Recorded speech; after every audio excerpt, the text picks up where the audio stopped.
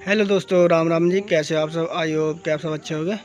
मैं और पापा जी चलते हैं बुढ़ाने की ओर। मैं पापा जी को ड्यूटी पे छोड़ कर आता हूँ। मीनाक्षी और पूजा ऊपर से वीडियो बना रहे हैं।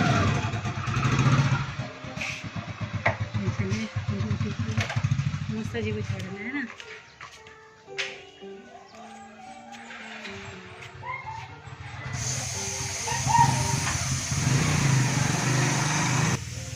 देखिए आज नाच फलाया है।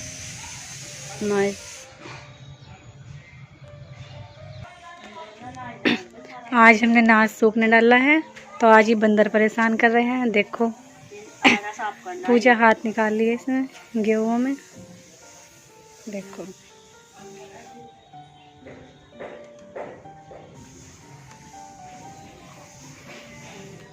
डंडा लेके साथ में, क्योंकि बंदर थे बहुत सारे। देखो पूजा की ड्रेस, और पूजा डंडा दिखा रही है। पूजा देखो न, क्या हो ये हंसती नहीं है यो। देखो कैसे डंडा दिखा रही है। मुझे भी बंदर सोच रही हो है। पूजा क्या पहना खा? पूजा तू ना आज हो है? क्या पहना खाओ आज तुमने? बताइए, बता तो सही क्या पहना खा।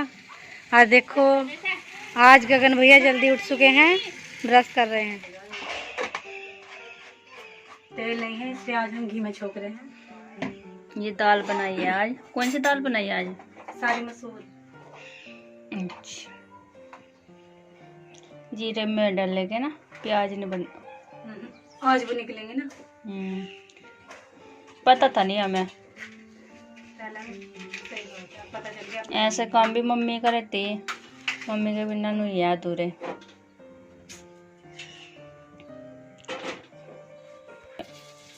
बस ये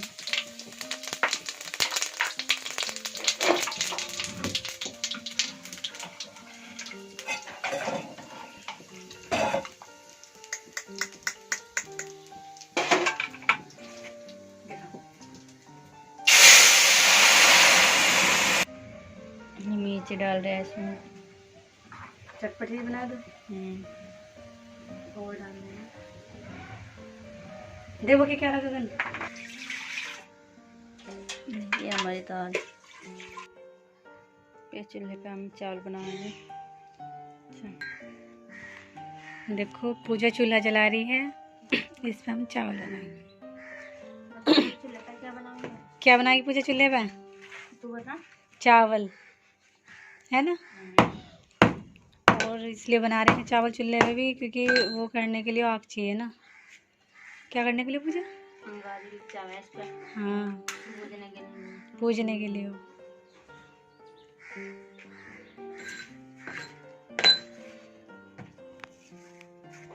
बंद कर दो है ना। चावल पानी।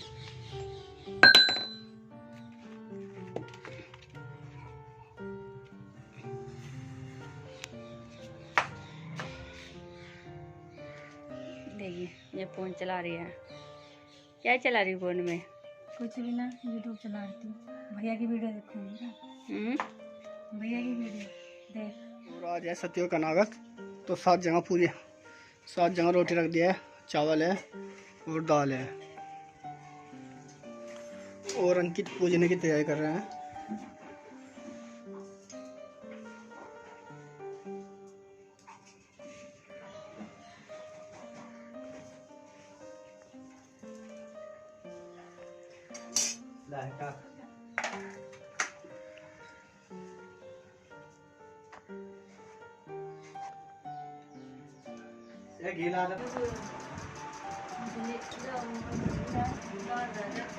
चीनी डालिए एक तरफ को।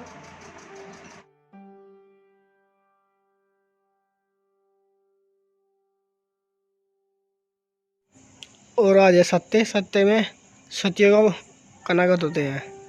तो 7 जगह गाड़ी निकाली है हमने, और 7 ही जगह खाना लगाया है, और 7 ही जगह पानी निकाला है। सत्यों का कनागत है आज, तो इसलिए आज उनको भोग लगाएंगे। ज़्यादा जानकारी तो हमें नहीं है, लेकिन दादी माँ से पूछा था। कनागत आज सत्यों का है, तो इसलिए आज इनका कनागत कुछ थोड़ा सा जानकारी हमें भी है, लेकिन इतनी जानकारी नहीं कि सत्या का कनागत कैसे हो, सत्या कौन है। फिर भी सत्या का आज कनागत हमने किया है और 2 दिन बाद मम्मी का कनागत आने वाला है। और सबसे पहले अंकित ने घी की आहुति दी, घी से धूप दी और उसके बाद मीठा और फिर दाल चावल और फिर रोटी। तो ऐसे ऐसे एक एक करके 7 जगह 7 अंगारियों पर भोग लगा दिया है और फिर पानी दे रहा है।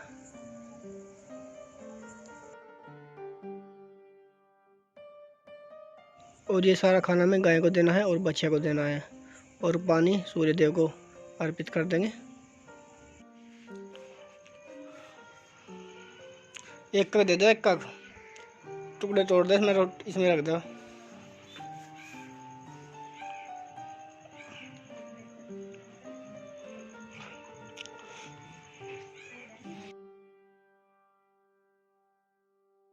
सबसे पहले रोटी अंकित ने जो है गंगा को दी है और उसके बाद गंगू को देंगे। 4 श्लोकों की भागवत जी का निरूपण हुआ। इसमें 12 स्कंद हैं और 335 अध्याय हैं। कितने अध्याय हैं? 335। 12 स्कंद, 335 अध्याय और 18,000 श्लोक हैं श्रीमद् भागवत में। भागवत की रचना हो गई। वेद व्यास जी ने सोचा रचना तो हो गई, लेकिन घर घर में जाकर कथा कौन करेगा, प्रचार कौन करेगा। मन से आवाज आई, तुम्हारा अपना पुत्र है ना सुखदेव, उसी को भागवत पढ़ाओ, क्योंकि भागवत कहने का अधिकारी वही है जिसने काम को और क्रोध को जीत लिया हो।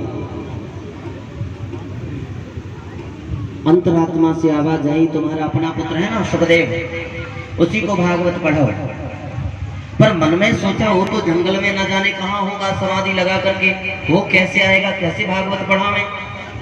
मन में आया कि ठाकुर जी ने ये प्रेरणा दी है कि भागवत अपने पुत्र को पढ़ाओ, तो वह कोई न कोई आश्चर्य चमत्कार जरूर करेंगे। 4 शिष्यों को बुलाया और बीना हाथ में दे दी और आधा श्लोक रटाया और कहा देखो आधा श्लोक याद करके जाओ। चारों दिशाओं में बद्रीनाथ के वनों में बीणा पर श्लोक को गाना। जो व्यक्ति ये कहे कि पूरा श्लोक सुनाओ, उसके बारे में आकर के मुझे बताना।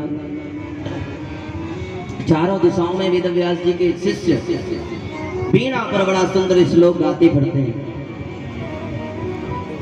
मंदाक्रांता छंद है, क्या है? मंदाक्रांता छंद। और इस श्लोक में भगवान के सौंदर्य का वर्णन है। मंदाक्रांता छंद रुक रुक करके चलता है, ठहर जाता है फिर चलता है। शिष्य गा रहे हैं, वरहा पीडम नटवर बपो कर्णयो कर्णिकारम् बिभ्रदवासः कनककपिशं वेदयन्तीं च मालाम्। वरहापीडम, वरह कहते हैं मोर पंख को, और आपीड माने मुकुट। जिसने मोर पंख का मुकुट धारण कर रखा है सिर पर। नटवर 3 जगह से टेढ़े भगवान खड़े हैं, ललित त्रिभंगी बन करके, और वंशी को हाथ में ले रखा है। रेणु के चित्रों का रंधन करते हैं, वंशी बज रही है भगवान के अधरों पर। कानों में कनेर के फूल भगवान ने पहन रखे हैं, क्योंकि वन में कनेर के फूल की जो डंठल होती है ना, वो ऐसी होती है। कनक कपिशम, सोने के बाजूबंद भगवान ने स्वर्ण के कपिगच्छू धारण कर रखे हैं। गले में वैजंती माला है। सौंदर्य का वर्णन है भगवान की। शिष्य गाते हैं दिशाओं विदिशाओं में। बहुत दिन व्यतीत होने को आए, 1 महीना बीतने को हुआ, और चारों के चारों शिष्य आज गाते गाते एक जगह एकत्रित हुए। संध्या के समय लौट करके आ रहे थे, तो जिस मार्ग में लौट रहे थे वहीं एक बड़ा सुंदर व्यक्ति, युवक युवान, जिसके चेहरे की चमक करोड़ों चंद्रमाओं के तेज को लजाने वाली है, खुले केसों से अवधूत वेश में बैठा है। और जैसे शिष्य गुनगुनाते चले आ रहे थे, वरहा पीडम नटवर बपुः कर्णयो कर्णिकार। सुखदेव जी ने जैसे ही सुना एकदम से खड़े हो गए, समाधि भंग हो गई। इतना सुंदर तो आज तक ना देखा ना सुना। भैया आगे सुनाओ ना, कहां से सीखा? चारों के चारों कहते महीने से ज्यादा हो गया, आज तक कोई मिला ही नहीं कि पूरा सुनाओ कहने वाला। हमारे गुरुजी ने तो हमें इतना ही याद करायो है, आपको ज्यादा सुनना है तो कल आकर के सुनावेंगे, और कल एक श्लोक और सुनावेंगे आपको, डबल सुनावेंगे।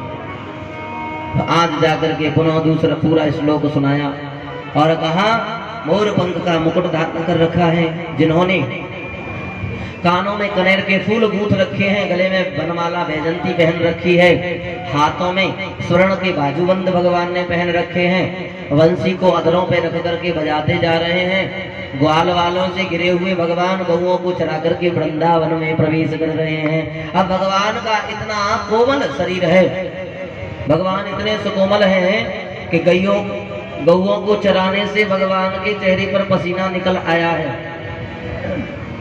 तो गौओं के खुर से उड़ने वाली धूल भगवान के पसीने से भीगे मुख पर लिपट गई है। तो जो सांवले हैं भगवान का मुखारविंद, वो पांडुरंग हो गया है, पीली मिट्टी के जैसा। प्रेम से बोलो। और ऐसे गौएं चरा कर आते हुए भगवान नाचते हुए ग्वालों के साथ में बड़े मधुर लग रहे हैं। जैसे श्लोक सुनाया, कहते हैं और सुनाओ ना। वेद व्यास जी समझ गए थे, कल इसलिए नहीं आया कि स्वभाव के प्रति शंका है, जो इतना सुंदर है कहीं रूप का अभिमानी न हो। तो आज एक दूसरा श्लोक और सुनाया जिसमें भगवान के स्वभाव का वर्णन है, पूतना के मोक्ष का श्लोक।